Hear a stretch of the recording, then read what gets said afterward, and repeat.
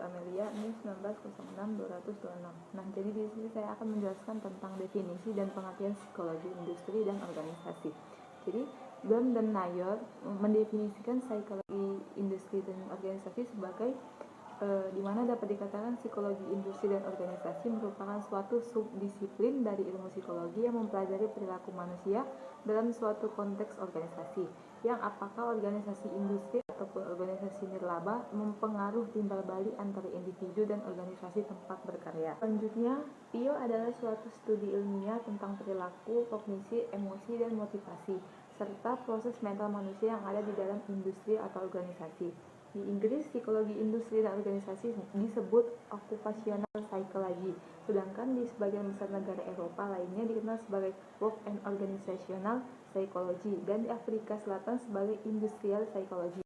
Assalamualaikum warahmatullahi wabarakatuh. Saya Eka Zulana ZK. Di sini saya akan melanjutkan menjelaskan tentang sejarah psikologi industri dan organisasi. Nah, di sini saya akan menjelaskan tentang sejarah PIO, yang dimana Perang Dunia sekitar 1900 sampai 1916. Nah, di sini ada 4 tokoh penting. Yang pertama itu Walter Dilskot.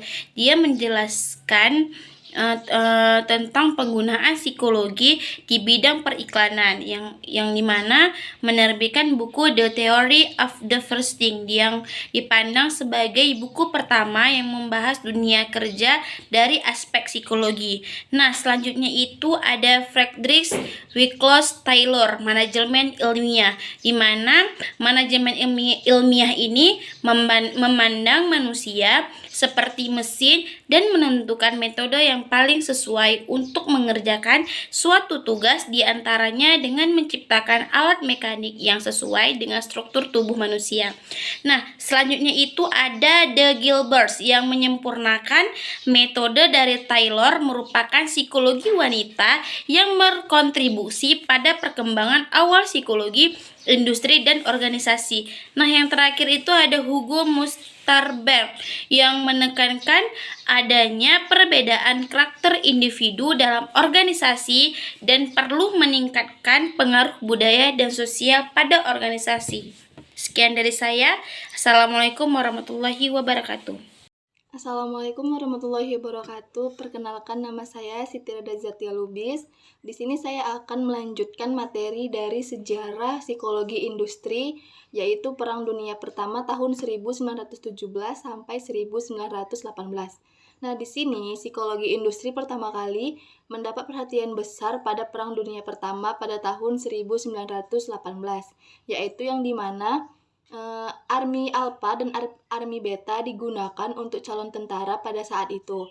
Nah, Army Alpha digunakan untuk calon tentara yang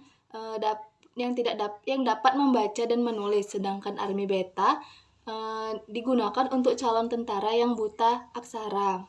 Kemudian Walter Dilskot dia mengemukakan job analysis dan performance apa rasial. Nah, pada masa ini, Walter Dilskot dan asosiasinya membangun firma konsultasi psikologi yang mengaplikasikan job analysis pada Amerika Serikat atau United States. Nah, kemudian selanjutnya ada sejarah psikologi industri antara Perang Dunia Pertama dan Perang Dunia Kedua, yaitu 1919 sampai 1940. Nah, di sini Walter Bingham mengemukakan aptitude test. Nah, dalam bisnis, tes bakat digunakan untuk meningkatkan efisiensi kerja dan dapat juga membantu guru dan konselor untuk mengarahkan siswa dan klien mereka menuju karir yang sesuai. Kemudian ada James Cattell. Nah, di sini James Cattell mengemukakan psychological corporation. Tujuannya untuk memajukan psikologi dan mempromosikan kegunaannya untuk bidang industri, berfungsi untuk penerbit tes psikologi. Selanjutnya ada Elton Mayo, yaitu dia mengumpulkan Hawthorne. Nah, di sini penelitian Mayo menggerakkan para peneliti dari penelitian manajemen ilmiah dan penelitian gerak waktu menuju.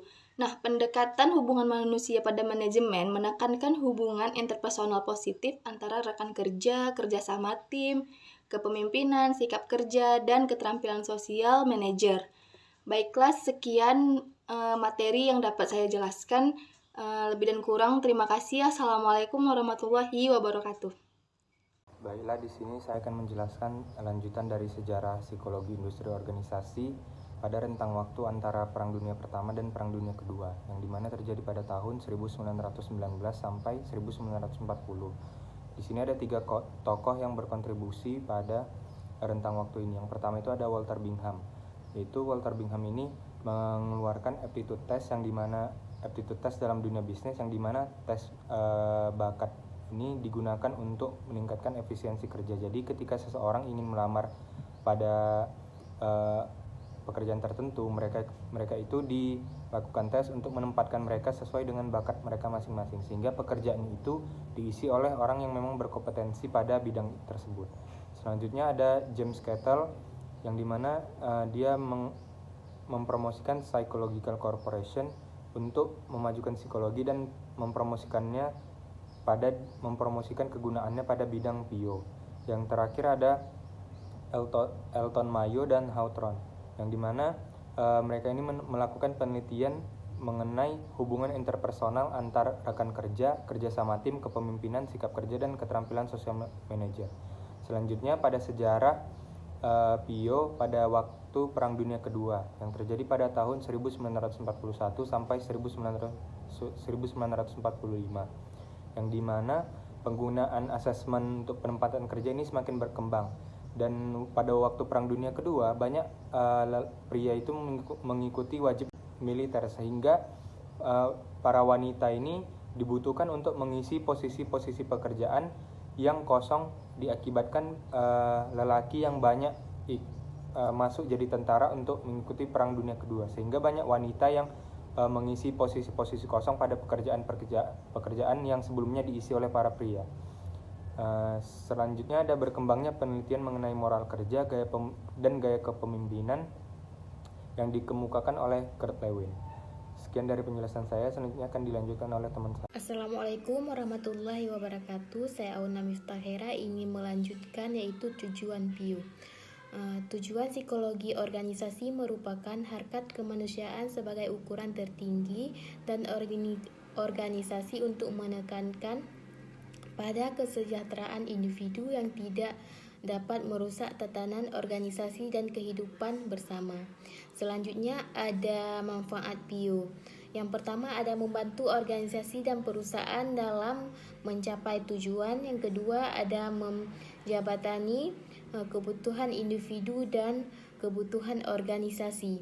Yang ketiga ada meningkatkan kemampuan individu dalam setting kerja kehidupan, bukan saja meningkatkan kompetensi individu tapi juga mengembangkan perusahaan. Yang terakhir ada menjamin kesejahteraan tenaga kerja dengan memperhatikan kepuasan kerja.